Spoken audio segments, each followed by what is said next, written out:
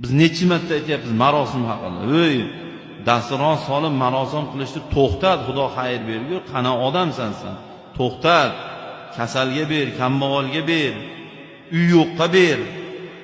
100 tamiz o'sha marosimni pulini bitta kambag'alga beraydi, uy oladi o'sha onda. Ikkita uyda 4 ta bolasini er xotin yashayapti. Ko'zi oldiga keltiring, qana yashaydi? Qizi o'g'li bitta uyda yotibdi, balog'atga yetgan qizi o'g'li. Nima bu ahvoli? Hali hammamiz javob beramiz. Ehsonda o'tirib olib to'q qoringa osh yeyotganlar, oling deyotganlar. Hammasi javob beradi hali. Ibodatga quvvat bo'ladi, ibodatga g'aflat bo'ladi to'q qorin. Ibodatga bir piyola ovqat yetadi. G'ishti qilib oshni olib, bir kunda 5 ta ehson kirib olib, qonini silab uyda ko'k choy o'tiring, hamma men javob berasan. O'shunaqalar.